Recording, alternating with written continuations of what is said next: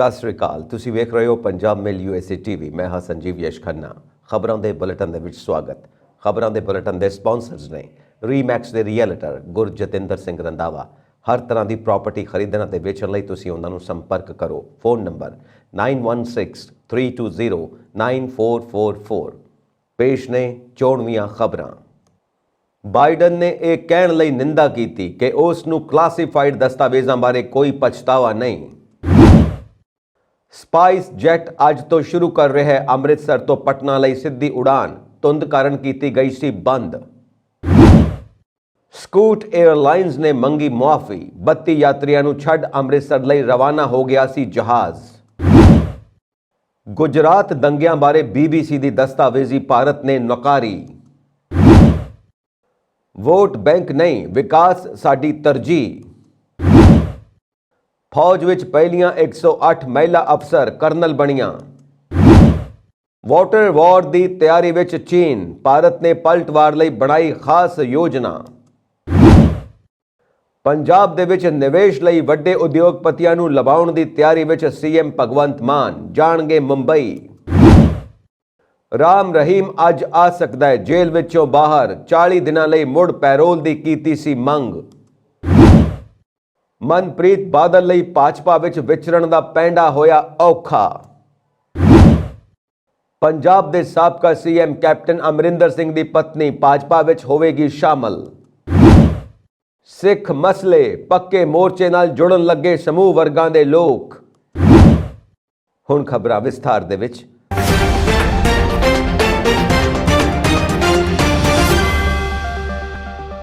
ਰਾਸ਼ਟਰਪਤੀ ਜੋ ਬਾਈਡਨ ਦੀ ਵੀਰਵਾਰ ਨੂੰ ਇਹ ਕਹਿਣ ਤੋਂ ਬਾਅਦ ਆਲੋਚਨਾ ਕੀਤੀ ਗਈ ਸੀ ਕਿ ਉਸ ਨੂੰ ਆਪਣੇ ਵਰਗੀਕ੍ਰਿਤ ਦਸਤਾਵੇਜ਼ਾਂ ਦੇ ਪ੍ਰਬੰਧਨ ਬਾਰੇ ਕੋਈ ਪਛਤਾਵਾ ਨਹੀਂ ਹੈ ਅਤੇ ਇਸ ਬਾਰੇ ਪੁੱਛੇ ਜਾਣ ਤੇ ਉਸ ਨੂੰ ਬਗ ਕੀਤਾ ਗਿਆ।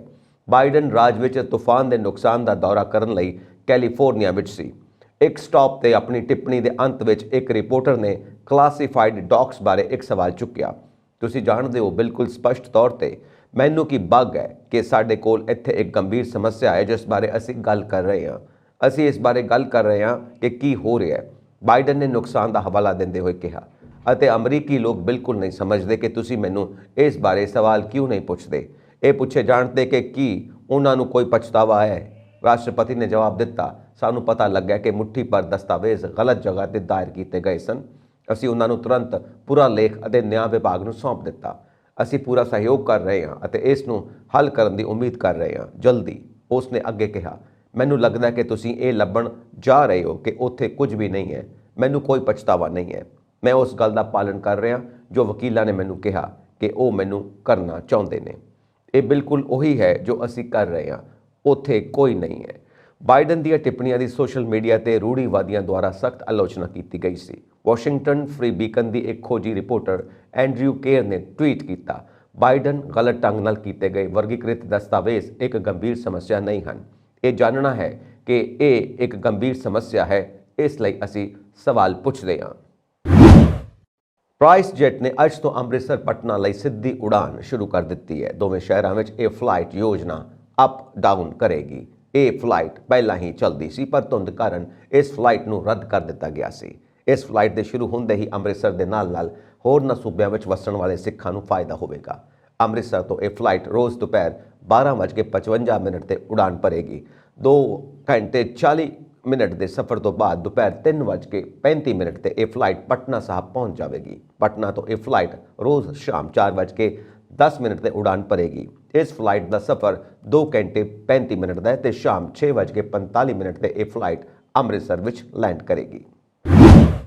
ਸਕੂਟ 에ਅਰਲਾਈਨਸ ਵੱਲੋਂ ਅੰਮ੍ਰਿਤਸਰ 에ਅਰਪੋਰਟ ਤੇ ਛੱਡੇ ਗਏ 31 ਯਾਤਰੀਆਂ ਤੋਂ ਮਾਫੀ ਮੰਗੀ ਗਈ ਹੈ। ਇੰਨਾ ਹੀ ਨਹੀਂ, director general of civil aviation ਨੇ ਇਸ ਮਾਮਲੇ ਵਿੱਚ ਰਿਪੋਰਟ ਮੰਗੀ ਹੈ ਤੇ ਜਾਂਚ ਵੀ ਸ਼ੁਰੂ ਕਰ ਦਿੱਤੀ ਗਈ ਹੈ। 18 ਜਨਵਰੀ ਨੂੰ ਅੰਮ੍ਰਿਤਸਰ 에ਅਰਪੋਰਟ ਉੱਤੇ 32 ਯਾਤਰੀਆਂ ਨੂੰ ਛੱਡ ਸਕੂਟ ਦੀ ਫਲਾਈਟ ਸਿੰਗਾਪੁਰ ਲਈ ਰਵਾਨਾ ਹੋ ਗਈ ਸੀ। 에ਅਰਪੋਰਟ ਡਾਇਰੈਕਟਰ VK ਸੇਠ ਮੁਤਾਬਿਕ ਪਹਿਲਾਂ ਫਲਾਈਟ ਦਾ ਸਮਾਂ 8 ਵਜੇ ਸੀ ਪਰ ਉਸ ਨੂੰ ਰੀਸ਼ੈਡਿਊਲ ਕਰ ਦਿੱਤਾ ਗਿਆ। ਫਲਾਈਟ ਸਮੇਂ ਤੋਂ ਲਗਭਗ 4 ਘੰਟੇ ਪਹਿਲਾਂ 3:55 ਤੇ ਉੱਡ ਗਈ। 에ਅਰਲਾਈਨਸ ਨੇ ਯਾਤਰੀਆਂ ਨੂੰ ਈਮੇਲ ਭੇਜੀ ਸੀ ਪਰ ਇੱਕ ਏਜੰਟ ਦੇ ਸਾਰੇ 32 ਯਾਤਰੀ ਰਹਿ ਗਏ।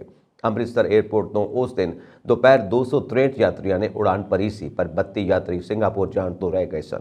ਰਾਤ ਨੂੰ ਅੰਮ੍ਰਿਤਸਰ 에ਅਰਪੋਰਟ ਦੇ ਯਾਤਰੀਆਂ ਨੇ ਹੰਗਾਮਾ ਸ਼ੁਰੂ ਕਰ ਦਿੱਤਾ। ਹੰਗਾਮੇ ਦੇ ਬਾਅਦ ਯਾਤਰੀ ਵਾਪਸ ਚਲੇ ਗਏ ਤੇ DGCA ਨੂੰ ਸ਼ਿਕਾਇਤ ਕਰ ਦਿੱਤੀ। ਹੰਗਾਮੇ ਦੇ ਬਾਅਦ ਅੰਮ੍ਰਿਤਸਰ ਏਅਰਪੋਰਟ ਤੇ ਹੋਈ ਘਟਨਾ ਨੂੰ ਲੈ ਕੇ ਸਕੂਟ ਏਅਰਲਾਈਨਸ ਨੇ ਮਾਫੀ ਮੰਗੀ ਹੈ। ਏਅਰਲਾਈਨਸ ਨੇ ਕਿਹਾ ਕਿ ਉਹ ਲੋਕਾਂ ਨੂੰ ਹੋਈ ਅਸਹੂਲਤ ਲਈ ਮਾਫੀ ਮੰਗਦੇ ਨੇ। ਯਾਤਰੀਆਂ ਦੀ ਮੁਸ਼ਕਲ ਦਾ ਹੱਲ ਕੱਢਿਆ ਜਾ ਰਿਹਾ ਹੈ। DGCA ਨੇ ਇਸ ਘਟਨਾ ਦੇ ਬਾਅਦ ਮਾਮਲੇ ਦੀ ਰਿਪੋਰਟ ਤਲਬ ਕੀਤੀ ਹੈ। ਅਧਿਕਾਰੀਆਂ ਦਾ ਕਹਿਣਾ ਹੈ ਕਿ ਜਾਂਚ ਵਿੱਚ ਜੋ ਵੀ ਦੋਸ਼ੀ ਪਾਇਆ ਗਿਆ ਉਸ ਖਿਲਾਫ ਸਖਤ ਕਾਰਵਾਈ ਕੀਤੀ ਜਾਵੇਗੀ। ਗੁਜਰਾਤ ਦੰਗਿਆਂ ਸੰਬੰਧੀ ਪ੍ਰਧਾਨ ਮੰਤਰੀ ਨਰਿੰਦਰ ਮੋਦੀ ਬਾਰੇ BBC ਦੀ ਦਸਤਾਵੇਜ਼ੀ ਦੇ ਮੁੱਦੇ ਤੇ ਵਿਵਾਦ ਦਰਮਿਆਨ ਭਾਰਤ ਨੇ ਦਸਤਾਵੇਜ਼ੀ ਨੂੰ ਕੂੜ ਪ੍ਰਚਾਰ ਦਾ ਹਿੱਸਾ ਦੱਸ ਕੇ ਖਾਰਜ ਕਰ ਦਿੱਤਾ ਹੈ। ਭਾਰਤ ਨੇ ਕਿਹਾ ਕਿ ਇਹ ਦਸਤਾਵੇਜ਼ੀ ਝੂਠੇ ਬਿਰਤਾਂਤ ਦੇ ਪ੍ਰਚਾਰ ਪ੍ਰਸਾਰ ਲਈ ਘੜੀ ਗਈ ਹੈ ਤੇ ਇਸ ਲਈ ਇਸ ਲੜੀ ਵਿੱਚ ਬਸਤੀਵਾਦੀ ਮਾਨਸਿਕਤਾ ਸਪਸ਼ਟ ਰੂਪ ਦੇ ਵਿੱਚ ਨਜ਼ਰ ਆਉਂਦੀ ਹੈ। ਵਿਦੇਸ਼ ਮੰਤਰਾਲੇ ਦੇ ਤਰਜਮਾਨ ਅਰਿੰਦਮ ਬਾਗਚੀ ਨੇ ਦਸਤਾਵੇਜ਼ੀ ਦੇ ਮੰਤਵ ਤੇ ਇਸ ਪਿਛਲੇ ਏਜੰਡੇ ਬਾਰੇ ਹੈਰਾਨੀ ਜਤਾਈ। ਉਨ੍ਹਾਂ ਕਿਹਾ ਕਿ ਸਪਸ਼ਟ ਤੌਰ ਤੇ ਉਹ ਅਜਿਹੀਆਂ ਕੋਸ਼ਿਸ਼ਾਂ ਨੂੰ ਅਸਹਿਮਤ ਨਹੀਂ ਦੇਣਾ ਚਾਹੁੰਦੇ। BBC ਦੀ 2 ਕੜੀਆਂ ਵਾਲੀ ਇਹ ਦਸਤਾਵੇਜ਼ੀ ਇੰਡੀਆ ਦੀ ਮੋਦੀ ਕੋਏਸ਼ਨ 2002 ਦੇ ਗੁਜਰਾਤ ਦੰਗਿਆਂ ਜਦੋਂ ਨਰਿੰਦਰ ਮੋਦੀ ਸੂਬੇ ਦੇ ਮੁੱਖ ਮੰਤਰੀ ਸਨ ਦੇ ਕੁਝ ਪਹਿਲੂਆਂ ਦੀ ਜਾਂਚ ਕੀਤੇ ਜਾਣ ਦਾ ਦਾਅਵਾ ਕਰਦੀ ਹੈ।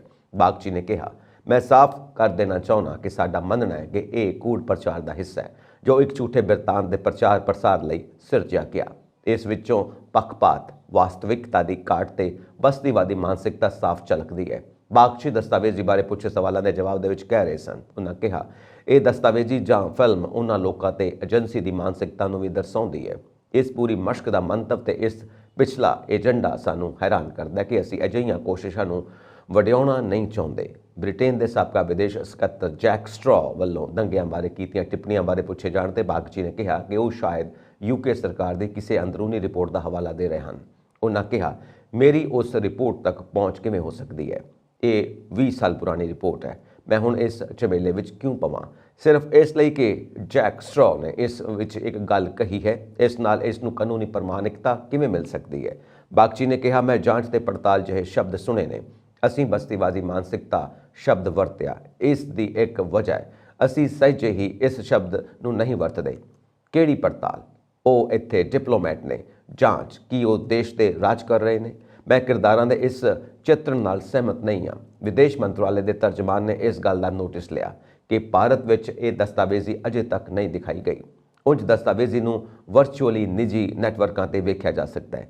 ਤਰਜਮਾਨ ਨੇ ਆਪਣੀ ਸ਼ੁਰੂਆਤੀ ਟਿੱਪਣੀਆਂ ਵਿੱਚ ਕਿਹਾ, ਇਹ ਨੋਟ ਕੀਤਾ ਜਾਵੇ ਕਿ ਦਸਤਾਵੇਜ਼ੀ ਦੀ ਅਜੇ ਭਾਰਤ ਵਿੱਚ ਸਕਰੀਨਿੰਗ ਨਹੀਂ ਹੋਈ। ਲਿਹਾਜ਼ਾ ਮੈਂ ਇਸ ਸੰਦਰਭ ਦੇ ਵਿੱਚ ਸਿਰਫ ਉਸੇ ਗੱਲ ਬਾਰੇ ਟਿੱਪਣੀ ਕਰਾਂਗਾ ਜੋ ਮੈਂ ਸੁਣਿਆ ਤੇ ਜਿਹੜਾ ਮੇਰੇ ਸਾਥੀਆਂ ਨੇ ਵੇਖਿਆ।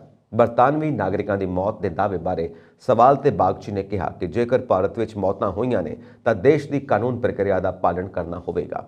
2002 ਦੇ ਵਿੱਚ ਅਜਿਹਾ ਹੋਇਆ ਜਾਂ ਨਹੀਂ, ਮੈਨੂੰ ਇਸ ਬਾਰੇ ਕੋਈ ਜਾਣਕਾਰੀ ਨਹੀਂ। ਉਧਰ ਤਤਕਾਲੀਨ ਵਿਦੇਸ਼ ਸਕੱਤਰ ਕਮਲ ਸਿੱਬਲ ਨੇ ਕਿਹਾ ਕਿ ਉਹ UK ਮਿਸ਼ਨ ਦੀ ਇਸ ਸ਼ਰਾਰਤ ਤੋਂ ਜਾਣੂ ਨੇ।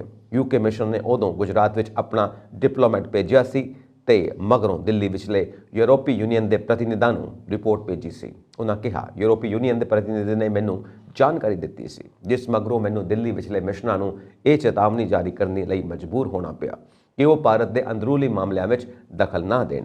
BBC ਦਸਤਾਵੇਜ਼ੀ ਨੂੰ ਲੈ ਕੇ ਉੱਠੇ ਵਿਵਾਦ ਦਰਮਿਆਨ ਬਰਤਾਨਵੀ ਪ੍ਰਧਾਨ ਮੰਤਰੀ ਰਿਸ਼ੀ ਸੁਨਕ ਆਪਣੇ ਭਾਰਤੀ ਹਮਰੁਤਬਾ ਨਰਿੰਦਰ ਮੋਦੀ ਦੇ ਬਚਾਅ ਵਿੱਚ ਨਿੱਤਰ ਆਏ ਨੇ। ਦਸਤਾਵੇਜ਼ੀ ਵਿੱਚ ਦਾਅਵਾ ਕੀਤਾ ਗਿਆ ਕਿ ਤਤਕਾਲੀ ਬਰਤਾਨਵੀ ਸਰਕਾਰ 2002 ਦੇ ਗੁਜਰਾਤ ਦੰਗਿਆਂ ਵਿੱਚ ਭਾਰਤੀ ਆਗੂ ਮੋਦੀ ਦੀ ਕਥਿਤ ਭੂਮਿਕਾ ਬਾਰੇ ਜਾਣੂ ਸੀ। ਸੁਨਕ ਨੇ ਕਿਹਾ ਕਿ ਉਹ ਦਸਤਾਵੇਜ਼ੀ ਵਿੱਚ ਪਾਕ ਮੂਲ ਦੇ ਇਮਰਾਨ ਹੁਸੈਨ ਜੋ ਵਿਰੋਧੀ ਲੇਬਰ ਪਾਰਟੀ ਦੇ ਸੰਸਦ ਮੈਂਬਰ ਨੇ ਵੱਲੋਂ ਪ੍ਰਧਾਨ ਮੰਤਰੀ ਨਰਿੰਦਰ ਮੋਦੀ ਦੇ ਕਿਰਦਾਰ ਦੇ ਕੀਤੇ ਚਿੱਤਰਣ ਨਾਲ ਸਹਿਮਤ ਨਹੀਂ ਹਨ। ਹਾਊਸ ਆਫ ਕਾਮਰਸ ਵਿੱਚ ਪ੍ਰਧਾਨ ਮੰਤਰੀ ਨੂੰ ਕੀਤੇ ਸਵਾਲਾਂ ਦੌਰਾਨ ਸੁਨਕ ਨੇ ਕਿਹਾ, UK ਸਰਕਾਰ ਇਸ ਮੁੱਦੇ ਬਾਰੇ ਆਪਣੇ ਪੱਖ ਪਹਿਲਾਂ ਹੀ ਰੱਖ ਚੁੱਕੀ ਹੈ। ਦਸਤਾਵੇਜ਼ੀ ਨੂੰ ਲੈ ਕੇ ਪਏ ਰੌਲੇ ਰੱਪੇ ਦਰਮਿਆਨ BBC ਨੇ ਕਿਹਾ ਕਿ ਇਹ ਦਸਤਾਵੇਜ਼ੀ ਸਖਤ ਮੁਸ਼ੱਕਤ ਨਾਲ ਕੀਤੀ ਖੋਜ ਦਾ ਨਤੀਜਾ ਹੈ ਤੇ ਇਸ ਦੌਰਾਨ ਸੰਪਾਦਕੀ ਦੇ ਸਿਖਰਲੇ ਮਿਆਰਾਂ ਦਾ ਖਿਆਲ ਰੱਖਿਆ ਗਿਆ ਹੈ। ਦਸਤਾਵੇਜ਼ੀ ਤਿਆਰ ਕਰਨ ਮੌਕੇ ਵੱਖ-ਵੱਖ ਖੇਤਰਾਂ ਨਾਲ ਸੰਬੰਧਿਤ ਹਸਤੀਆਂ, ਚਸ਼ਮਦੀਦਾਂ ਤੇ ਮਾਹਿਰਾਂ ਤੱਕ ਪਹੁੰਚ ਕੀਤੀ ਗਈ ਤੇ ਅਸੀਂ ਭਾਜਪਾ ਤੇ ਹੋਰਨਾਂ ਦੇ ਪ੍ਰਤੀਕਰਮਾਂ ਨੂੰ ਪ੍ਰਮੁੱਖਤਾ ਨਾਲ ਰੱਖਿਆ। ਅਸੀਂ ਭਾਰਤ ਸਰਕਾਰ ਨੂੰ ਆਪਣਾ ਪੱਖ ਰੱਖਣ ਦਾ ਮੌਕਾ ਦਿੱਤਾ ਸੀ ਪਰ ਉਹਨਾਂ ਕੋਈ ਜਵਾਬ ਦੇਣ ਤੋਂ ਨਾ ਕਰ ਦਿੱਤੀ। ਪ੍ਰਧਾਨ ਮੰਤਰੀ ਨਰਿੰਦਰ ਮੋਦੀ ਨੇ ਕਿਹਾ ਕਿ ਭਾਜਪਾ ਸਰਕਾਰ ਦੀ ਤਰਜੀਹ ਸਿਰਫ ਵਿਕਾਸ ਹੈ। ਸ਼੍ਰੀ ਮੋਦੀ ਨੇ ਕਰਨਾਟਕ ਵਿੱਚ ਹੋਰ ਪਾਰਟੀ ਦੀਆਂ ਸਰਕਾਰਾਂ ਵੱਲੋਂ ਵੋਟ ਬੈਂਕ ਦੀ ਸਿਆਸਤ ਕਰਨ ਅਤੇ ਸੂਬੇ ਦੇ ਕੁਝ ਖਿੱਤਿਆਂ ਨੂੰ ਪਛੜਿਆ ਕਰਾਰ ਦੇਣ ਲਈ ਉਹਨਾਂ ਤੇ ਨਿਸ਼ਾਨਾ ਸਾਧਿਆ। ਸੂਬੇ ਅਤੇ ਕੇਂਦਰ ਵਿੱਚ ਭਾਜਪਾ ਸਰਕਾਰਾਂ ਹੋਣ ਦੇ ਲਾਭ ਦਾ ਜ਼ਿਕਰ ਕਰਦਿਆਂ ਉਹਨਾਂ ਕਿਹਾ, ਡਬਲ ਇੰਜਨ ਸਰਕਾਰ ਦਾ ਅਰਥ ਹੈ ਦੁੱਗਣੇ ਲਾਭ, ਕਲਿਆਣ ਅਤੇ ਤੇਜ਼ੀ ਨਾਲ ਵਿਕਾਸ। ਕਰਨਾਟਕ ਇਸ ਦੀ ਸਭ ਤੋਂ ਬਿਹਤਰੀਨ ਮਿਸਾਲ ਹੈ। ਪ੍ਰਧਾਨ ਮੰਤਰੀ ਨੇ ਕਿਹਾ ਕਿ ਦੇਸ਼ ਦੇ ਵਿਕਾਸ ਦੇ 75 ਵਰ੍ਹੇ ਪੂਰੇ ਹੋ ਗਏ ਨੇ ਅਤੇ ਹੁਣ ਮੁਲਕ ਅਗਲੇ 25 ਸਾਲਾਂ ਤੇ ਧਿਆਨ ਕੇਂਦਰਿਤ ਕਰ ਰਿਹਾ ਹੈ। ਇਹ 25 ਵਰ੍ਹੇ ਹਰੇਕ ਨਾਗਰਿਕ ਅਤੇ ਸੂਬੇ ਲਈ ਅੰਮ੍ਰਿਤ ਕਾਲ ਹੈ, ਜਿਸ ਦੌਰਾਨ ਸਾਨੂੰ ਵਿਕਸਿਤ ਭਾਰਤ ਉਸਾਰਨਾ ਪਵੇਗਾ। ਕੋਡੇਕਲ 'ਚ ਸਿੰਚਾਈ, ਪੀਣ ਵਾਲੇ ਪਾਣੀ ਅਤੇ ਕੌਮੀ ਹਾਈਵੇ ਵਿਕਾਸ ਪ੍ਰੋਜੈਕਟਾਂ ਦੇ ਉਦਘਾਟਨ ਅਤੇ ਨੀਂਹ ਪੱਥਰ ਰੱਖਣ ਮਗਰੋਂ ਜਨਤਕ ਇਕੱਠ ਨੂੰ ਸੰਬੋਧਨ ਕਰਦਿਆਂ ਸ਼੍ਰੀ ਮੋਦੀ ਨੇ ਕਿਹਾ ਕਿ ਮੁਲਕ ਦਾ ਵਿਕਾਸ ਤਾਂ ਹੀ ਸੰਭਵ ਹੈ ਜੇਕਰ ਹਰੇਕ ਨਾਗਰਿਕ, ਹਰੇਕ ਪਰਿਵਾਰ, ਹਰੇਕ ਸੂਬਾ ਇਸ ਮੁਹਿੰਮ ਦੇ ਨਾਲ ਜੁੜੇ। ਪ੍ਰਧਾਨ ਮੰਤਰੀ ਦਾ ਇਸ ਮਹੀਨੇ ਕਰਨਾਟਕ ਦਾ ਇਹ ਦੂਜਾ ਦੌਰਾ ਹੈ। ਜ਼ਿਕਰਯੋਗ ਹੈ ਕਿ ਮਈ ਵਿੱਚ ਕਰਨਾਟਕ ਵਿਧਾਨ ਸਭਾ ਦੀਆਂ ਚੋਣਾਂ ਹੋਣੀਆਂ ਨੇ। ਭਾਜਪਾ ਨੇ ਸੂਬੇ ਦੀਆਂ 224 ਚੋਂ ਘੱਟੋ-ਘੱਟ 150 ਸੀਟਾਂ ਜਿੱਤਣ ਦਾ ਟੀਚਾ ਰੱਖਿਆ। ਪ੍ਰਧਾਨ ਮੰਤਰੀ ਨੇ ਉੱਤਰੀ ਕਰਨਾਟਕ ਖਿੱਤੇ ਦੇ ਤੇਜ਼ੀ ਨਾਲ ਵਿਕਾਸ ਲਈ ਬਾਸਵਰਾਜ ਬਿਮੋਈ ਸਰਕਾਰ ਦੀ ਸ਼ਲਾਘਾ ਕੀਤੀ। ਭਾਰਤੀ ਫੌਜ ਵਿੱਚ ਪਹਿਲੀ ਵਾਰ 108 ਮਹਿਲਾ ਅਫਸਰਾਂ ਦੇ ਬੈਚ ਨੂੰ ਤਰੱਕੀ ਦੇ ਕੇ ਕਰਨਲ ਬਣਾਇਆ ਗਿਆ ਅਤੇ ਹੁਣ ਜਲਦੀ ਹੀ ਉਹਨਾਂ ਨੂੰ ਤਾਇਨਾਤ ਕੀਤਾ ਜਾਵੇਗਾ। ਇਸ ਦਾ ਮਤਲਬ ਇਹ ਹੈ ਕਿ ਉਹ ਹੁਣ ਪੁਰਸ਼ ਅਫਸਰਾਂ ਦੀ ਤਰ੍ਹਾਂ ਹੀ ਯੂਨਿਟ ਦੀ ਅਗਵਾਈ ਕਰਨਗੀਆਂ। ਜ਼ਿਕਰਯੋਗ ਹੈ ਕਿ ਹਥਿਆਰਬੰਦ ਬਲਾਂ ਵਿੱਚ ਸਾਰੇ ਅਫਸਰਾਂ ਨੂੰ ਕਰਨਲ ਜਾਂ ਇਸ ਤੋਂ ਉੱਪਰਲੇ ਅਹੁਦਿਆਂ ਲਈ ਸਿੱਧੀ ਤਰੱਕੀ ਨਹੀਂ ਮਿਲਦੀ। ਸੂਤਰਾਂ ਨੇ ਦੱਸਿਆ ਕਿ ਚੋਣ ਬੋਰਡ ਨੇ 108 ਮਹਿਲਾ ਅਫਸਰਾਂ ਦੀ ਚੋਣ ਕੀਤੀ, ਜਿਨ੍ਹਾਂ ਨੂੰ ਕਮਾਂਡ ਦੀ ਜ਼ਿੰਮੇਵਾਰੀ ਦੇਣ ਦੇ ਯੋਗ ਸਮਝਿਆ ਗਿਆ। ਇਸ ਪਹਿਲੇ ਬੈਚ ਨੂੰ ਜਨਵਰੀ ਦੇ ਅੰਤ ਤੱਕ ਤਾਇਨਾਤ ਕਰ ਦਿੱਤਾ ਜਾਵੇਗਾ। ਭਾਰਤੀ ਫੌਜ ਨੇ ਲੈਫਟੀਨੈਂਟ ਕਰਨਲਾਂ ਨੂੰ ਕਰਨਲ ਵਜੋਂ ਤਰੱਕੀ ਦੇਣ ਲਈ 9 ਜਨਵਰੀ ਨੂੰ ਚੋਣ ਬੋਰਡ ਦਾ ਗਠਨ ਕੀਤਾ ਸੀ। ਇਸ ਦੌਰਾਨ ਕਰਨਲ ਦੀਆਂ 108 ਅਸਾਮੀਆਂ ਲਈ 244 ਮਹਿਲਾ ਅਫਸਰਾਂ ਦੀ ਚੋਣ ਕੀਤੀ ਗਈ। ਇਸ ਮਗਰੋਂ ਸਰਕਾਰ ਨੇ 108 ਮਹਿਲਾ ਅਫਸਰਾਂ ਨੂੰ ਤਰੱਕੀ ਦੇਣ ਦੀ ਮਨਜ਼ੂਰੀ ਦੇ ਦਿੱਤੀ। ਇਸ ਤਰੱਕੀ ਦੀ ਪ੍ਰਕਿਰਿਆ ਨਿਰਪੱਖਤਾ ਨਾਲ ਨੇਪਰੇ ਚਾੜ੍ਹਨ ਲਈ ਭਾਰਤੀ ਫੌਜ ਨੇ ਚੋਣ ਬੋਰਡ ਵਿੱਚ 60 ਮਹਿਲਾ ਅਫਸਰਾਂ ਨੂੰ ਵੀ ਸ਼ਾਮਿਲ ਕੀਤਾ ਸੀ। ਭਾਰਤੀ ਫੌਜ ਨੇ ਮਹਿਲਾ ਅਫਸਰਾਂ ਨੂੰ ਪੁਰਸ਼ ਅਫਸਰਾਂ ਦੀ ਤਰ੍ਹਾਂ ਸਥਾਈ ਕਮਿਸ਼ਨ ਦੀ ਮਨਜ਼ੂਰੀ ਵੀ ਦਿੱਤੀ ਹੋਈ ਹੈ। ਸਥਾਈ ਕਮਿਸ਼ਨ ਦੀ ਮਨਜ਼ੂਰੀ ਮਿਲਣ ਵਾਲਾ ਮਹਿਲਾ ਅਫਸਰ ਫੌਜ ਵਿੱਚ ਵੱਡੀ ਭੂਮਿਕਾ ਤੇ ਉੱਚੇ ਰੈਂਕ ਹਾਸਲ ਕਰ ਸਕਦੀਆਂ ਨੇ। ਜ਼ਿਕਰਯੋਗ ਹੈ ਕਿ ਸਥਾਈ ਕਮਿਸ਼ਨ ਮਿਲਣ ਨਾਲ ਸਾਰੀਆਂ ਮਹਿਲਾ ਅਫਸਰਾਂ ਨੂੰ ਵਿਸ਼ੇਸ਼ ਸਿਖਲਾਈ ਕੋਰਸ ਦੇ ਚੁਣੌਤੀਆਂ ਭਰੀਆਂ ਤਾਇਨਾਤੀਆਂ 'ਚੋਂ ਲੰਘਣਾ ਪੈਂਦਾ ਹੈ ਤਾਂ ਜੋ ਉਹਨਾਂ ਨੂੰ ਫੌਜ ਵਿੱਚ ਵੱਡੀਆਂ ਭੂਮਿਕਾਵਾਂ ਲਈ ਮਜ਼ਬੂਤ ਕੀਤਾ ਜਾ ਸਕੇ। ਪਹਿਲੀ ਵਾਰ 5 ਮਹਿਲਾ ਅਫਸਰਾਂ ਨੇ ਰੱਖਿਆ ਸੇਵਾਵਾਂ ਸਟਾਫ ਕੋਰਸ ਅਤੇ ਰੱਖਿਆ ਸੇਵਾਵਾਂ ਤਕਨੀਕੀ ਸਟਾਫ ਕੋਰਸ ਪ੍ਰੀਖਿਆ ਪਾਸ ਕੀਤੀ, ਜੋ ਹਰ ਸਾਲ ਸਤੰਬਰ ਮਹੀਨੇ ਹੁੰਦੀ ਹੈ। ਭਾਰਤੀ ਫੌਜ ਦੀਆਂ ਮਹਿਲਾ ਅਫਸਰ ਹੁਣ ਪੁਰਸ਼ ਅਫਸਰਾਂ ਦੇ ਬਰਾਬਰ ਵੱਖ-ਵੱਖ ਇਕਾਈਆਂ ਵਿੱਚ ਤਾਇਨਾਤ ਨੇ। ਮਹਿਲਾਵਾਂ ਦੀ ਜਲਦੀ ਹੀ ਤੋਪਖਾਨਾ ਕੌਰ ਵਿੱਚ ਵੀ ਤਾਇਨਾਤੀ ਹੋਵੇਗੀ। ਪਿੱਛੇ ਜਿਹੇ ਇੱਕ ਮਹਿਲਾ ਅਫਸਰ ਨੇ ਸਿਆਚਿਨ ਗਲੇਸ਼ੀਅਰ ਵਿੱਚ ਵੀ ਤਾਇਨਾਤੀ ਲਈ ਸੀ। ਚੀਨ ਤੋਂ ਵਾਟਰ ਵਾਰ ਦੇ ਖਤਰੇ ਨੂੰ ਦੇਖਦੇ ਹੋਏ ਭਾਰਤ ਸਰਕਾਰ ਅਰੁਣਾਚਲ ਪ੍ਰਦੇਸ਼ ਦੇ ਉੱਪਰੀ ਹਿੱਸੇ ਵਿੱਚ 11,000 ਮੈਗਾਵਾਟ ਦਾ ਵੱਡਾ ਪਣ ਪ੍ਰੋਜੈਕਟ ਸ਼ੁਰੂ ਕਰ ਰਹੀ ਹੈ। ਇਸ ਨੂੰ ਸੁਬਾਸਰੀ ਵਿੱਚ ਬਣਾਇਆ ਜਾਵੇਗਾ। ਚੀਨ ਵੱਲੋਂ ਭਾਰਤ ਤਿੱਬਤ ਸਰਹੱਦ ਦੇ ਨੇੜੇ ਡੈਮ ਬਣਾਏ ਗਏ ਨੇ। ਊਰਜਾ ਮੰਤਰਾਲੇ ਦੀ ਮੁਲਾਂਕਣ ਕਮੇਟੀ ਨੇ NHPC ਲਈ 3 ਹੋਰ ਪ੍ਰੋਜੈਕਟਾਂ ਦੀ ਸੰਭਾਵਨਾ ਦਾ ਪਤਾ ਲਗਾਇਆ। ਸੂਤਰਾਂ ਮੁਤਾਬਿਕ ਅਰੁਣਾਚਲ ਨਾਲ ਲੱਗਦੀ ਤਿੱਬਤ ਸਰਹੱਦ ਦੇ ਜੇਂਗਬੋ ਵਿੱਚ ਚੀਨ 60,000 ਮੈਗਾਵਾਟ ਦਾ ਪ੍ਰੋਜੈਕਟ ਬ੍ਰਹਮਪੁੱਤਰ ਨਦੀ ਤੇ ਬਣਾ ਰਿਹਾ ਹੈ।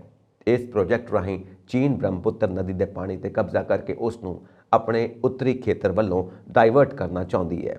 ਇਹ ਚਿੰਤਾ ਦਾ ਵਿਸ਼ਾ ਹੈ। ਜੇਕਰ ਚੀਨ ਇਹਨਾਂ ਬੰਨਾਂ ਤੇ ਅਚਾਨਕ ਪਾਣੀ ਛੱਡਦਾ ਹੈ ਤਾਂ ਅਰੁਣਾਚਲ ਪ੍ਰਦੇਸ਼ ਅਤੇ ਅਸਾਮ ਨੂੰ ਵੱਡੇ ਹੜ੍ਹਾਂ ਦਾ ਸਾਹਮਣਾ ਕਰਨਾ ਪੈ ਸਕਦਾ ਹੈ। ਇਸ ਤੋਂ ਇਲਾਵਾ ਚੀਨ ਦੇ ਕਦਮ ਤੋਂ ਵਾਤਾਵਰਣ ਸੰਬੰਧੀ ਚਿੰਤਾ ਵੀ ਪੈਦਾ ਹੋ ਗਈ ਹੈ। ਬ੍ਰਹਮਪੁੱਤਰ ਨਦੀ ਭਾਰਤ ਦੀ ਤਾਜ਼ਾ ਪਾਣੀ ਦੀਆਂ ਲੋੜਾਂ ਨੂੰ 30% ਅਤੇ ਹਾਈਡਰੋ ਪਾਵਰ ਪ੍ਰੋਜੈਕਟ ਲਈ 40% ਸਮਰੱਥਾ ਮੁਹੱਈਆ ਕਰਾਉਂਦੀ ਹੈ। ਹੇਠਲੇ ਸੁਬਾਸਰੀ ਵਿੱਚ ਇਸ ਸਾਲ ਦੇ ਵਿਚਕਾਰ ਤੱਕ 2,000 ਮੈਗਾਵਾਟ ਦਾ ਇੱਕ ਪ੍ਰੋਜੈਕਟ ਪੂਰਾ ਹੋ ਜਾਵੇਗਾ। ਸਰਕਾਰੀ ਸੂਤਰਾਂ ਦਾ ਕਹਿਣਾ ਹੈ ਕਿ 11,000 ਮੈਗਾਵਾਟ ਦਾ ਨਵਾਂ ਪ੍ਰੋਜੈਕਟ ਅਰੁਣਾਚਲ ਪ੍ਰਦੇਸ਼ ਤੇ ਚੀਨੀ ਡੈਮਾਂ ਦੇ ਖਤਰੇ ਦੇ ਅਸਰ ਨੂੰ ਘੱਟ ਕਰੇਗਾ।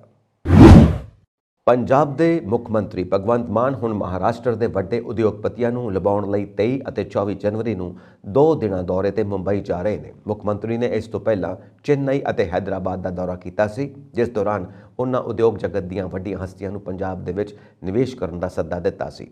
ਭਗਵੰਤ ਮਾਨ ਨੇ ਉਦਯੋਗਪਤੀਆਂ ਨੂੰ 23 ਜਨਵਰੀ ਨੂੰ ਮੁੰਬਈ ਵਿੱਚ ਮੀਟਿੰਗ ਲਈ ਸੱਦਾ ਦਿੱਤਾ ਹੈ। ਉਹ ਉਹਨਾਂ ਨੂੰ ਪੰਜਾਬ ਦੇ ਵਿੱਚ ਨਿਵੇਸ਼ ਕਰਨ ਲਈ ਕਹਿਣਗੇ। ਮੁੱਖ ਮੰਤਰੀ ਮਹਾਰਾਸ਼ਟਰ ਦੇ ਉਦਮੀਆਂ ਨੂੰ ਪੰਜਾਬ ਦੇ ਵਿੱਚ ਸਰਕਾਰ ਵੱਲੋਂ ਨਿਵੇਸ਼ ਲਈ ਪੂਰੀਆਂ ਸਹੂਲਤਾਂ ਦੇਣ ਦਾ ਭਰੋਸਾ ਵੀ ਦੇਣਗੇ। ਭਗਵੰਤ ਮਾਨ ਪਹਿਲਾਂ ਹੀ ਐਲਾਨ ਕਰ ਚੁੱਕੇ ਨੇ ਕਿ ਪੰਜਾਬ ਦੇ ਵਿੱਚ ਪੂੰਜੀ ਨਿਵੇਸ਼ ਕਰਨ ਵਾਲੀਆਂ ਸਨਅਤੀ ਇਕਾਈਆਂ ਨੂੰ ਸਿੰਗਲ ਵਿੰਡੋ ਸਿਸਟਮ ਉਪਲਬਧ ਕਰਵਾਇਆ ਜਾਵੇਗਾ, ਜਿਸ ਤਹਿਤ ਉਦਯੋਗਾਂ ਨੂੰ ਵੱਖ-ਵੱਖ ਸਰਕਾਰੀ ਵਿਭਾਗਾਂ ਤੋਂ ਕਲੀਅਰੈਂਸ ਲੈਣ ਦੀ ਲੋੜ ਨਹੀਂ ਪਵੇਗੀ। ਪੰਜਾਬ ਸਰਕਾਰ ਨੇ ਉਦਮੀਆਂ ਨੂੰ ਹਰ ਸੰਭਵ ਸਹੂਲਤਾਂ ਦੇਣ ਦਾ ਫੈਸਲਾ ਲਿਆ ਹੈ। ਜਲਦੀ ਹੀ ਪੰਜਾਬ ਸਰਕਾਰ ਵੀ ਨਵੀਂ ਉਦਯੋਗਿਕ ਨੀਤੀ ਦੀ ਤਿਆਰ ਹੋਣ ਵਾਲੀ ਸਮੀਖਿਆ ਕਰ ਰਹੀ ਹੈ। ਇਸ ਸੰਬੰਧੀ ਮੁੱਖ ਮੰਤਰੀ ਵੱਲੋਂ ਉਦਮੀਆਂ ਨਾਲ ਵੀ ਵਿਚਾਰ ਵਟਾਂਦਰਾ ਕੀਤਾ ਜਾ ਰਿਹਾ ਹੈ। ਭਗਵੰਤ ਮਾਨ ਨੇ ਸੂਬੇ ਦੇ ਉਦਮੀਆਂ ਦੇ ਨਾਲ ਹੀ ਬਾਹਰਲੇ ਉਦਮੀਆਂ ਨੂੰ ਵੀ ਨਿਵੇਸ਼ ਕਰਨ ਦਾ ਖੁੱਲ੍ਹਾ ਸੱਦਾ ਦਿੱਤਾ। ਮੁੱਖ ਮੰਤਰੀ ਪੰਜਾਬ ਦੇ ਵਿੱਚ ਸਨਅਤੀ ਮਾਹੌਲ ਨੂੰ ਸੁਧਾਰਨਾ ਚਾਹੁੰਦੇ ਨੇ ਤਾਂ ਜੋ ਸੂਬੇ ਦੇ ਬੇਰੁਜ਼ਗਾਰ ਨੌਜਵਾਨਾਂ ਨੂੰ ਇੱਥੇ ਹੀ ਨੌਕਰੀਆਂ ਮਿਲ ਸਕਣ। ਭਗਵੰਤ ਮਾਨ 26 ਜਨਵਰੀ ਨੂੰ ਗਣਤੰਤਰ ਦਿਵਸ ਸਮਾਰੋਹ ਵਿੱਚ ਕੌਮੀ ਝੰਡਾ ਲਹਿਰਾਉਣ ਤੋਂ ਬਾਅਦ ਸੂਬੇ ਵਿੱਚ 500 ਆਮ ਆਦਮੀ ਕਲੀਨਿਕਾਂ ਦਾ ਉਦਘਾਟਨ ਵੀ ਕਰਨਗੇ। ਇਸ ਤੋਂ ਬਾਅਦ ਮੁੱਖ ਮੰਤਰੀ 28, 29 ਅਤੇ 30 ਜਨਵਰੀ ਨੂੰ ਓਡੀਸ਼ਾ ਦੇ ਦੌਰੇ ਤੇ ਜਾਣਗੇ, ਜਿੱਥੇ ਉਹ ਚੱਲ ਰਹੇ ਵਿਸ਼ਵ ਹਾਕੀ ਕੱਪ ਦੇ ਵਿੱਚ ਭਾਰਤੀ ਖਿਡਾਰੀਆਂ ਦਾ ਮਨੋਬਲ ਵਧਾਉਣਗੇ। ਓਡੀਸ਼ਾ ਸਰਕਾਰ ਨੇ ਖਿਡਾਰੀਆਂ ਦਾ ਮਨੋਬਲ ਵਧਾਉਣ ਲਈ ਮੁੱਖ ਮੰਤਰੀ ਭਗਵੰਤ ਮਾਨ ਨੂੰ ਵਿਸ਼ਵ ਹਾਕੀ ਕੱਪ ਲਈ ਆਪਣੇ ਸੂਬੇ ਦਾ ਦੌਰਾ ਕਰਨ ਦਾ ਸੱਦਾ ਦਿੱਤਾ ਹੈ।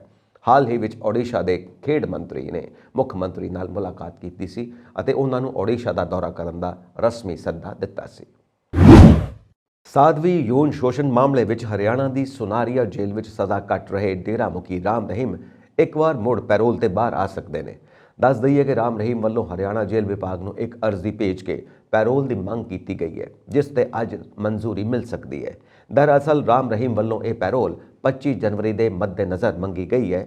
ਡੇਰਾ ਮੁਖੀ ਨੇ ਦੂਜੇ ਗੱਦੀ ਨਸ਼ੀਨ ਸ਼ਾਹ ਸਤਨਾਮ ਮਹਾਰਾਜ ਦੇ ਅਵਤਾਰ ਦਿਵਸ ਮੌਕੇ ਸ਼ਾਮਿਲ ਹੋਣ ਅਤੇ ਡੇਰੇ ਵਿੱਚ ਰਹਿਣ ਦੀ ਮਨਜ਼ੂਰੀ ਦੇਣ ਦੀ ਇੱਛਾ ਪ੍ਰਗਟਾਈ ਹੈ। ਇਸ ਮੌਕੇ ਡੇਰੇ ਵਿੱਚ ਭੰਡਾਰਾ ਅਤੇ ਸਤਸੰਗ ਦਾ ਆਯੋਜਨ ਕੀਤਾ ਜਾਵੇਗਾ। ਇੱਕ ਨਿਊਜ਼ ਏਜੰਸੀ ਮੁਤਾਬਕ ਡੇਰਾ ਮੁਖੀ ਦੀ ਅਰਜ਼ੀ ਤੇ ਹਰਿਆਣਾ ਜੇਲ੍ਹ ਵਿਭਾਗ ਵੱਲੋਂ ਵਿਚਾਰ ਕੀਤਾ ਜਾ ਰਿਹਾ ਹੈ।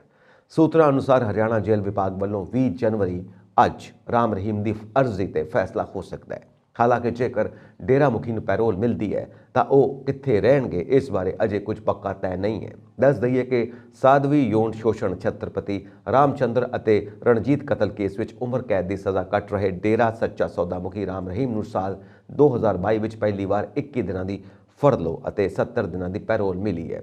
ਰਾਮ ਰਹੀਮ ਦੀ ਫਰਲੋ ਅਤੇ ਪੈਰੋਲ ਨੂੰ ਲੈ ਕੇ ਸਰਕਾਰ ਵੀ ਵਿਰੋਧੀਆਂ ਦੇ ਨਿਸ਼ਾਨੇ ਤੇ ਸੀ।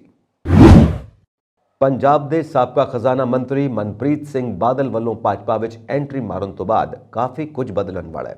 ਮਨਪ੍ਰੀਤ ਸਿੰਘ ਬਾਦਲ ਨੂੰ ਨਵੀਂ ਪਾਰਟੀ ਦੇ ਫੁੱਲ ਦੇ ਨਾਲ-ਨਾਲ ਕੰਡਿਆਲੀ ਪੱਗ ਡੰਡੀ ਤੇ ਵੀ ਤੁਰਨਾ ਹੋਵੇਗਾ। ਪਾਰਟੀ ਜੁਆਇਨ ਕਰਨ ਤੋਂ ਬਾਅਦ ਬਾਦਲ ਨੂੰ ਭਾਜਪਾ ਦੇ ਨਵੇਂ ਅਤੇ ਪੁਰਾਣੇ ਸਾਥੀਆਂ ਨਾਲ ਗਿਲੇ ਸ਼ਿਕਵੇ ਭੁਲਾ ਕੇ ਤੁਰਨਾ ਹੋਵੇਗਾ, ਕਿਉਂਕਿ ਭਾਜਪਾ ਵੱਲੋਂ ਸਰੂਪ ਚੰਦ ਸਿੰਗਲਾ ਨੂੰ ਪਾਰਟੀ ਦੇ ਜ਼ਿਲ੍ਹਾ ਪ੍ਰਧਾਨ ਥਾਪਿਆ ਅਤੇ ਸ਼੍ਰੀ ਸਿੰਗਲਾ ਅਤੇ ਮਨਪ੍ਰੀਤ ਸਿੰਘ ਬਾਦਲ ਦੇ ਸੰਬੰਧ ਪਹਿਲਾਂ ਹੀ ਤਣਾਅ ਵਾਲੇ ਰਹੇ ਨੇ। ਇੱਥੇ ਹੀ ਬਸ ਨਹੀਂ, ਭਾਜਪਾ ਵਿੱਚ ਪਹਿਲਾਂ ਐਂਟਰੀ ਮਾਰਨ ਵਾਲਾ ਇੱਕ ਕਾਂਗਰਸੀ ਤੋਂ ਭਾਜਪਾਈ ਬਣਿਆ ਧੜਾ ਵੀ ਕਿ ਮਨਪ੍ਰੀਤ ਸਿੰਘ ਬਾਦਲ ਨਾਲ ਮੋਢਾ ਜੋੜ ਕੇ ਚੱਲੇਗਾ। ਇਹ ਆਉਣ ਵਾਲੇ ਦਿਨਾਂ ਵਿੱਚ ਤਸਵੀਰ ਸਾਹਮਣੇ ਆਵੇਗੀ। ਇਹਨਾਂ ਹਾਲਾਤਾਂ ਵਿੱਚ ਕੀ ਮਨਪ੍ਰੀਤ ਬਾਦਲ ਜ਼ਿਲ੍ਹੇ ਦੀ ਸਥਾਨਕ ਕਮੇਟੀ ਟੀਮ ਨਾਲ ਤਾਲਮੇਲ ਬਿਠਾਉਣਗੇ ਜਾਂ ਫਿਰ ਨਵੀਂ ਉਹਨਾਂ ਦੀ ਪੁਰਾਣੀ ਟੀਮ ਹੀ ਹੋਵੇਗੀ, ਜਿਨ੍ਹਾਂ ਦੇ ਜਲਦੀ ਹੀ ਮਨਪ੍ਰੀਤ ਸਿੰਘ ਬਾਦਲ ਰਾਹੀਂ ਭਾਜਪਾ ਵਿੱਚ ਸ਼ਾਮਿਲ ਹੋਣ ਦੀਆਂ ਕਨਸੋਆਂ ਚੱਲ ਰਹੀਆਂ ਨੇ। ਮਨਪ੍ਰੀਤ ਸਿੰਘ ਬਾਦਲ ਨੂੰ ਉਰਦੂ ਭਾਸ਼ਾ ਦੇ ਸਲਾਮ ਸ਼ਬਦ ਤੋਂ ਹਟ ਕੇ ਹਿੰਦੀ ਵਿੱਚ ਨਮਸਤੇ ਸ਼ਬਦ ਵੀ ਸਿੱਖਣਾ ਪਵੇਗਾ। ਕੇਂਦਰੀ ਗ੍ਰਹਿ ਮੰਤਰੀ ਅਮਿਤ ਸ਼ਾਹ ਦੀ ਪਟਿਆਲਾ ਰੈਲੀ ਮੁਲਤਵੀ ਕਰ ਦਿੱਤੀ ਗਈ ਹੈ। ਫਿਲਹਾਲ ਰੈਲੀ ਦੀ ਨਵੀਂ ਤਾਰੀਖ ਦਾ ਐਲਾਨ ਨਹੀਂ ਕੀਤਾ ਗਿਆ। ਇਸ ਦੌਰਾਨ ਪੰਜਾਬ ਦੇ ਸਾਬਕਾ ਮੁੱਖ ਮੰਤਰੀ ਕੈਪਟਨ ਅਮਰਿੰਦਰ ਸਿੰਘ ਦੀ ਪਤਨੀ ਤੇ ਪਟਿਆਲਾ ਤੋਂ ਸੰਸਦ ਮੈਂਬਰ ਪ੍ਰਨੀਤ ਕੌਰ ਦੇ ਭਾਜਪਾ ਵਿੱਚ ਸ਼ਾਮਿਲ ਹੋਣ ਦੀਆਂ ਅਟਕਲਾਂ ਹੋਰ ਤੇਜ਼ ਹੋ ਗਈਆਂ ਨੇ। ਸੂਤਰਾਂ ਅਨੁਸਾਰ ਪ੍ਰਨੀਤ ਕੌਰ ਕਿਸੇ ਵੀ ਸਮੇਂ ਭਾਜਪਾ ਵਿੱਚ ਸ਼ਾਮਿਲ ਹੋ ਸਕਦੇ ਨੇ। ਇਸ ਦੇ ਲਈ ਉਹ ਆਪਣੇ ਪਤੀ ਕੈਪਟਨ ਅਮਰਿੰਦਰ ਸਿੰਘ ਵਾਂਗ ਦਿੱਲੀ ਵਿੱਚ ਆ ਸਕਦੇ ਨੇ। ਉੱਥੇ ਉਹ ਕੇਂਦਰੀ ਗ੍ਰਹਿ ਮੰਤਰੀ ਅਤੇ ਹੋਰ ਸੀਨੀਅਰ ਨੇਤਾਵਾਂ ਨਾਲ ਮੁਲਾਕਾਤ ਕਰਨ ਤੋਂ ਬਾਅਦ ਭਾਜਪਾ ਵਿੱਚ ਸ਼ਾਮਿਲ ਹੋ ਸਕਦੇ ਨੇ। ਪਹਿਲਾਂ ਮੰਨਿਆ ਜਾ ਰਿਹਾ ਸੀ ਕਿ ਪ੍ਰਨੀਤ ਕੌਰ ਪਟਿਆਲਾ ਵਿੱਚ ਕੇਂਦਰੀ ਗ੍ਰਹਿ ਮੰਤਰੀ ਦੀ ਮੌਜੂਦਗੀ ਦੌਰਾਨ ਹੀ ਭਾਜਪਾ ਵਿੱਚ ਸ਼ਾਮਿਲ ਹੋਣਗੇ, ਪਰ ਰੈਲੀ ਮੁਲਤਵੀ ਹੋਣ ਕਾਰਨ ਉਹਨਾਂ ਦੇ ਭਾਜਪਾ ਵਿੱਚ ਸ਼ਾਮਿਲ ਹੋਣ ਦਾ ਦਿਨ ਬਦਲ ਗਿਆ ਹੈ। ਪੰਜਾਬ ਦੇ ਮੁੱਖ ਮੰਤਰੀ ਭਗਵੰਤ ਮਾਨ ਨੇ ਐਲਾਨ ਕੀਤਾ ਸੀ ਕਿ ਸੂਬੇ ਦੇ ਸਰਕਾਰੀ ਸਕੂਲਾਂ ਵਿੱਚ ਨਵੇਂ ਤਰੀਕੇ ਨਾਲ ਪੜ੍ਹਾਈ ਕਰਵਾਈ ਜਾਵੇਗੀ, ਜਿਸ ਲਈ ਸਕੂਲ ਦੇ ਅਧਿਆਪਕਾਂ ਨੂੰ ਵਿਦੇਸ਼ ਭੇਜਿਆ ਜਾਵੇਗਾ, ਜਿੱਥੇ ਉਹ ਟ੍ਰੇਨਿੰਗ ਲੈ ਕੇ ਆਪਣੇ ਸਾਥੀ ਅਧਿਆਪਕਾਂ ਨੂੰ ਪੜ੍ਹਾਉਣ ਦੇ ਤਰੀਕੇ ਸਿਖਾਉਣਗੇ। ਇਸੇ ਤਹਿਤ 4 ਫਰਵਰੀ ਨੂੰ 36 ਪ੍ਰਿੰਸੀਪਲਾਂ ਦਾ ਪਹਿਲਾ ਜੱਥਾ ਸਿੰਗਾਪੁਰ ਲਈ ਰਵਾਨਾ ਹੋਵੇਗਾ। ਇਸ ਦੀ ਜਾਣਕਾਰੀ ਮੰਤਰੀ ਹਰਜੋਤ ਸਿੰਘ ਬੈਂਸ ਨੇ ਦਿੱਤੀ। ਟਵੀਟ ਕਰਦਿਆਂ ਮੰਤਰੀ ਬੈਂਸ ਨੇ ਕਿਹਾ ਕਿ ਮੈਨੂੰ ਇਹ ਦੱਸਦੇ ਹੋਏ ਖੁਸ਼ੀ ਹੋ ਰਹੀ ਹੈ ਕਿ ਸਰਕਾਰੀ ਸਕੂਲਾਂ ਦੇ 36 ਪ੍ਰਿੰਸੀਪਲਾਂ ਦਾ ਪਹਿਲਾ ਜੱਥਾ 4 ਫਰਵਰੀ ਨੂੰ ਸਿੰਗਾਪੁਰ ਵਿੱਚ ਪ੍ਰਿੰਸੀਪਲ ਅਕਾਦਮੀ ਵਿੱਚ ਖਾਸ ਟ੍ਰੇਨਿੰਗ ਲਈ ਜਾ ਰਿਹਾ ਹੈ। ਭਗਵੰਤ ਮਾਨ ਸਰਕਾਰ ਕੌਮਾਂਤਰੀ ਪੱਧਰ ਦੀ ਸਿੱਖਿਆ ਵਿਵਸਥਾ ਦੇਣ ਦੇ ਵਾਅਦੇ ਨੂੰ ਪੂਰਾ ਕਰਨ ਲਈ ਵਚਨਬੱਧ ਹੈ। ਬੰਦੀ ਸਿੰਘਾਂ ਦੀ ਰਿਹਾਈ, 328 ਸਰੂਪਾਂ ਦਾ ਮਾਮਲਾ, ਬੇਅਦਬੀ ਦੀਆਂ ਘਟਨਾਵਾਂ ਅਤੇ ਬਾਈਬਲ ਕਲਾਂ ਗੋਲੀ ਕਾਂਡ ਵਗੈਰਾ ਮੁੱਦਿਆਂ ਤੇ ਕੌਮੀ ਇਨਸਾਫ ਮੋਰਚਾ ਜਥੇਦਾਰ ਜਗਤਾਰ ਸਿੰਘ ਹਵਾਰਾ ਕਮੇਟੀ ਤੇ ਪੰਥਕ ਕਮੇਟੀ ਸਮੇਤ ਹੋਰ ਸਿੱਖ ਜਥੇਬੰਦੀਆਂ ਦਾ ਮੁਹਾਲੀ ਚੰਡੀਗੜ੍ਹ ਦੀ ਸਾਂਝੀ ਹੱਦ ਉੱਤੇ ਲੜੀਵਾਰ ਧਰਨਾ ਜਾਰੀ ਹੈ, ਜਿੱਥੇ ਪ੍ਰਦਰਸ਼ਨਕਾਰੀਆਂ ਨੇ ਸਿੱਖਾਂ ਤੇ ਇਨਸਾਫ ਪਸੰਦ ਲੋਕਾਂ ਦਾ ਰੋਹ ਭਖਦਾ ਜਾ ਰਿਹਾ ਹੈ। ਉੱਥੇ ਹੁਣ ਸਮਾਜ ਸੇਵੀ, ਪੰਥ ਦਰਦੀਆਂ ਅਤੇ ਕਿਸਾਨ ਵੀ ਲਗਾਤਾਰ ਜੁੜ ਰਹੇ ਨੇ ਅਤੇ ਵਿਦੇਸ਼ੀ ਮੁਲਕਾਂ ਵਿੱਚ ਵੀ ਲੋਕ ਲਹਿਰ ਬਣਨੀ ਸ਼ੁਰੂ ਹੋ ਗਈ ਹੈ। ਪ੍ਰਬੰਧਕਾਂ ਅਨੁਸਾਰ ਅਮਰੀਕਾ ਵਿੱਚ ਵੀ ਸਿੱਖ ਵਿਰੋਧ ਪ੍ਰਦਰਸ਼ਨ ਕਰ ਰਹੇ ਨੇ। ਇਸ ਮੌਕੇ ਬਾਪੂ ਗੁਰਚਰਨ ਸਿੰਘ ਤੇ ਭਾਈ ਜਸਵਿੰਦਰ ਸਿੰਘ ਨੇ ਕਿਹਾ ਕਿ ਜਦੋਂ ਤੱਕ ਬੰਦੀ ਸਿੰਘਾਂ ਦੀ ਰਿਹਾਈ ਤੇ ਬੇਅਦਬੀ ਮਾਮਲਿਆਂ ਦੇ ਮੁਲਜ਼ਮਾਂ ਨੂੰ ਸਜ਼ਾਵਾਂ ਨਹੀਂ ਮਿਲਦੀਆਂ, ਉਦੋਂ ਤੱਕ ਪੱਕਾ ਮੋਰਚਾ ਜਾਰੀ ਰਹੇਗਾ। ਅੱਜ ਵੀ ਫੈਸਲਾ ਲਿਆ ਗਿਆ ਕਿ ਭਵਿੱਖ ਵਿੱਚ ਪੱਕੇ ਮੋਰਚੇ ਦੇ ਮੰਚ ਤੋਂ ਕਿਸੇ ਵੀ ਸਿਆਸੀ ਆਗੂ ਨੂੰ ਬੋਲਣ ਨਹੀਂ ਦਿੱਤਾ ਜਾਵੇਗਾ। ਹੁਣ ਪ੍ਰਬੰਧਕ ਮਾਮਲੇ ਨੂੰ ਸ਼ਾਂਤ ਕਰਨ ਵਿੱਚ ਲੱਗੇ ਹੋਏ ਨੇ। ਬੁਲਾਰਿਆਂ ਨੇ ਕਿਹਾ ਕਿ ਉਹਨਾਂ ਦਾ ਕਿਸੇ ਵੀ ਧਰਮ ਜਾਂ ਫਿਰਕੇ ਨਾਲ ਕੋਈ ਨਿੱਜੀ ਵਿਰੋਧ ਨਹੀਂ ਹੈ। ਉਹ ਸਾਰੇ ਧਰਮਾਂ ਦਾ ਪੂਰਾ ਸਤਿਕਾਰ ਕਰਦੇ ਨੇ। ਧਰਨੇ ਵਿੱਚ ਪਹੁੰਚ ਰਹੀ ਸੰਗਤ ਲਈ ਲੰਗਰ ਦਾ ਵਿਸ਼ੇਸ਼ ਪ੍ਰਬੰਧ ਕੀਤਾ ਗਿਆ ਹੈ ਅਤੇ ਵੱਖ-ਵੱਖ ਜਥੇਬੰਦੀਆਂ ਵੱਲੋਂ ਸੜਕ ਦੇ ਦੋਵੇਂ ਪਾਸੇ ਪੱਕੇ ਸ਼ੈੱਡ ਬਣਾਉਣੇ ਸ਼ੁਰੂ ਕਰ ਦਿੱਤੇ ਗਏ ਨੇ। ਉਧਰ ਬੀਤੇ ਕੱਲ ਦੀ ਘਟਨਾ ਤੋਂ ਬਾਅਦ ਕੇਂਦਰ ਅਤੇ ਪੰਜਾਬ ਦੀਆਂ ਖੁਫੀਆ ਏਜੰਸੀਆਂ ਵੱਲੋਂ ਪ੍ਰਦਰਸ਼ਨਕਾਰੀਆਂ ਸਿੱਖਾਂ ਦੀਆਂ ਗਤੀਵਿਧੀਆਂ ਤੇ ਤਿੱਖੀ ਨਜ਼ਰ ਰੱਖੀ ਜਾ ਰਹੀ ਹੈ। ਕਾਂਗਰਸ ਦੇ ਕੌਮੀ ਆਗੂ ਰਾਹੁਲ ਗਾਂਧੀ ਨੇ ਕਿਹਾ ਕਿ ਪੂਰੇ ਦੇਸ਼ ਨੂੰ ਅੰਨ ਦੇਣ ਵਾਲੇ ਕਿਸਾਨਾਂ ਲਈ ਭਾਜਪਾ ਨੇ ਕੁਝ ਨਹੀਂ ਕੀਤਾ। ਉਹਨਾਂ ਦੋਸ਼ ਲਾਇਆ ਕਿ ਪ੍ਰਧਾਨ ਮੰਤਰੀ ਬੀਮਾ ਯੋਜਨਾ ਦਾ ਰੌਲਾ ਪਾ ਕੇ ਕਿਸੇ ਵੀ ਕਿਸਾਨ ਨੂੰ ਕੋਈ ਫਾਇਦਾ ਨਹੀਂ ਦਿੱਤਾ ਗਿਆ, ਕਿਉਂਕਿ ਇਸ ਯੋਜਨਾ ਤਹਿਤ ਕਿਸਾਨਾਂ ਤੋਂ ਪੈਸਾ ਲੈ ਕੇ ਬੀਮਾ ਕੀਤਾ ਜਾਂਦਾ ਹੈ। ਇਹ ਸਰਕਾਰ ਹੁਣ ਅਗਨੀਪਥ ਯੋਜਨਾ ਲਾਗੂ ਕਰਕੇ ਨੌਜਵਾਨਾਂ ਨਾਲ ਧੱਕਾ ਕਰ ਰਹੀ ਹੈ। ਸ਼੍ਰੀ ਗਾਂਧੀ ਨੇ ਭਾਰਤ ਜੋੜੋ ਯਾਤਰਾ ਦੇ ਪੰਜਾਬ ਦੇ ਵਿੱਚ ਅਖੀਰਲੇ ਦਿਨ ਪਠਾਨਕੋਟ ਵਿੱਚ ਰੈਲੀ ਨੂੰ ਸੰਬੋਧਨ ਕਰਦਿਆਂ ਮੋਦੀ ਸਰਕਾਰ ਨੂੰ ਰਗੜੇ ਲਾਏ। ਰਾਹੁਲ ਗਾਂਧੀ ਨੇ ਕਿਹਾ ਕਿ ਭਾਜਪਾ ਨੇ ਦੇਸ਼ ਅੰਦਰ ਸਰਕਾਰੀ ਏਜੰਸੀਆਂ ਈਡੀ, ਸੀਬੀਆਈ, ਇਨਕਮ ਟੈਕਸ ਵਗੈਰਾ ਰਾਹੀਂ ਡਰ ਦਾ ਮਾਹੌਲ ਸਿਰਜਿਆ ਹੈ ਅਤੇ ਇਸ ਮਾਹੌਲ ਰਾਹੀਂ ਦੇਸ਼ ਦੇ ਲੋਕਾਂ ਵਿੱਚ ਨਫ਼ਰਤ ਫੈਲਾਈ ਜਾ ਰਹੀ ਹੈ। ਉਹਨਾਂ ਕਿਹਾ ਕਿ ਮੀਡੀਆ ਵਿੱਚ ਹਰ ਵੇਲੇ ਨਰਿੰਦਰ ਮੋਦੀ ਦਾ ਚਿਹਰਾ ਦਿਖਾਇਆ ਜਾਂਦਾ ਹੈ। ਮਹਿੰਗਾਈ, ਬੀਮਾ ਯੋਜਨਾ, ਗਲਤ GST, ਨੋਟਬੰਦੀ, ਕਿਸਾਨਾਂ ਦੀ ਖਾਦ ਦੀ ਸਮੱਸਿਆ ਬਾਰੇ ਕਦੇ ਵੀ ਮੀਡੀਆ ਵਿੱਚ ਚਰਚਾ ਨਹੀਂ ਕੀਤੀ ਜਾਂਦੀ। ਉਹਨਾਂ ਕਿਹਾ ਕਿ ਹੁਣ ਮੋਦੀ ਸਰਕਾਰ ਦੇ ਸਮਰਥਕਾਂ ਦਾ ਵੱਡੇ ਮੀਡੀਆ ਹਾਊਸਾਂ ਤੇ ਕੰਟਰੋਲ ਹੈ ਅਤੇ ਉਹ ਮੋਦੀ ਦੇ ਸੁਹੇਲੇ ਹੀ ਗਾਉਂਦੇ ਨੇ ਤੇ ਮਹਿੰਗਾਈ ਤੇ ਹੋਰ ਮੁੱਦਿਆਂ ਬਾਰੇ ਮੀਡੀਆ ਕੁਝ ਵੀ ਨਹੀਂ ਬੋਲਦਾ। ਰਾਹੁਲ ਗਾਂਧੀ ਨੇ ਪੰਜਾਬ ਸਰਕਾਰ ਤੇ ਤਿੱਖਾ ਹਮਲਾ ਕਰਦਿਆਂ ਮੁੱਖ ਮੰਤਰੀ ਭਗਵੰਤ ਮਾਨ ਨੂੰ ਕਿਹਾ ਕਿ ਪੰਜਾਬ ਨੂੰ ਰਿਮੋਟ ਕੰਟਰੋਲ ਨਾਲ ਨਾ ਚੱਲਣ ਦਿੱਤਾ ਜਾਵੇ, ਇਸ ਕਰਕੇ ਪੰਜਾਬ ਨੂੰ ਦਿੱਲੀ ਤੋਂ ਨਾ ਚਲਾਓ। ਉਹਨਾਂ ਸਪਸ਼ਟ ਕੀਤਾ ਕਿ ਰਿਮੋਟ ਕੰਟਰੋਲ ਦਾ ਮਤਲਬ ਰਾਘਵ ਚੱਡਾ ਹੈ। ਉਹਨਾਂ ਕਿਹਾ ਕਿ ਪੰਜਾਬ ਦਾ ਪੈਸਾ ਗੁਜਰਾਤ ਦੀਆਂ ਚੋਣਾਂ ਮੌਕੇ ਇਸ਼ਤਿਹਾਰਾਂ ਵਿੱਚ ਖਰਚਿਆ ਗਿਆ, ਜੋ ਗਲਤ ਹੈ। ਉਹਨਾਂ ਕਿਹਾ ਕਿ ਪੰਜਾਬ ਵਿੱਚ ਕਾਂਗਰਸ ਪਾਰਟੀ ਆਮ ਆਦਮੀ ਪਾਰਟੀ ਨੂੰ ਹਰਾ ਕੇ ਸੱਤਾ ਵਿੱਚ ਆਵੇਗੀ। ਹਿਮਾਚਲ ਪ੍ਰਦੇਸ਼ ਵਿੱਚ ਪਿਛਲੇ 24 ਘੰਟਿਆਂ ਦੌਰਾਨ ਵਿਆਪਕ ਬਰਫ਼ਬਾਰੀ ਹੋਈ, ਜਿਸ ਵਿੱਚ 9 ਜ਼ਿਲ੍ਹਿਆਂ ਵਿੱਚ ਹਲਕੀ ਤੋਂ ਭਾਰੀ ਬਰਫ਼ਬਾਰੀ ਹੋਈ ਹੈ ਅਤੇ ਕਈ ਥਾਵਾਂ ਤੇ ਮੀਂਹ ਪੈ ਰਿਹਾ ਹੈ। ਬਰਫ਼ਬਾਰੀ ਕਾਰਨ 275 ਸੜਕਾਂ ਅਤੇ 330 ਡਿਸਟ੍ਰੀਬਿਊਸ਼ਨ ਟਰਾਂਸਫਾਰਮਰ ਬੰਦ ਹੋ ਗਏ ਨੇ। ਸਭ ਤੋਂ ਵੱਧ ਸੜਕਾਂ ਜ਼ਿਲ੍ਹਾ ਲਾਹੌਲ ਅਤੇ ਸਪੀਤੀ ਵਿੱਚ ਪ੍ਰਭਾਵਿਤ ਹੋਈਆਂ ਨੇ, ਤਕਰੀਬਨ 175। ਇਸ ਤੋਂ ਬਾਅਦ ਜ਼ਿਲ੍ਹਾ ਸ਼ਿਮਲਾ ਵਿੱਚ 64 ਸੜਕਾਂ, ਸਭ ਤੋਂ ਵੱਧ DTR ਮੰਡੀ ਜ਼ਿਲ੍ਹੇ 147 ਵਿੱਚ ਪ੍ਰਭਾਵਿਤ ਹੋਏ ਨੇ। ਇਸ ਤੋਂ ਬਾਅਦ ਲਾਹੌਲ ਅਤੇ ਸਪੀਤੀ 106 ਅਤੇ ਸ਼ਿਮਲਾ 24 ਵਿੱਚ ਨੇ। ਸਥਾਨਕ ਮੌਸਮ ਵਿਭਾਗ ਨੇ ਇਸ ਖੇਤਰ ਵਿੱਚ 26 ਜਨਵਰੀ ਤੱਕ ਹਲਕੀ ਬਾਰਿਸ਼ ਅਤੇ 21 ਅਤੇ 22 ਜਨਵਰੀ ਨੂੰ ਵੱਖ-ਵੱਖ ਥਾਵਾਂ ਤੇ ਬਰਫ਼ਬਾਰੀ ਅਤੇ 23 ਜਨਵਰੀ ਨੂੰ ਮੱਧ ਅਤੇ ਉੱਚੀਆਂ ਪਹਾੜੀਆਂ ਵਿੱਚ ਕਈ ਥਾਵਾਂ ਤੇ ਹਲਕੀ ਤੋਂ ਦਰਮਿਆਨੀ ਬਰਫ਼ਬਾਰੀ ਦੀ ਭਵਿੱਖਬਾਣੀ ਕੀਤੀ ਹੈ। ਇਹ ਸਨ ਅੱਜ ਦੀਆਂ ਮੁੱਖ ਖਬਰਾਂ। ਹੋਰ ਅਪਡੇਟਸ ਦੇ ਲਈ ਵੇਖਦੇ ਰਹੋ ਪੰਜਾਬ ਮੇਲ USA TV। ਸਤਿ ਸ਼੍ਰੀ ਅਕਾਲ।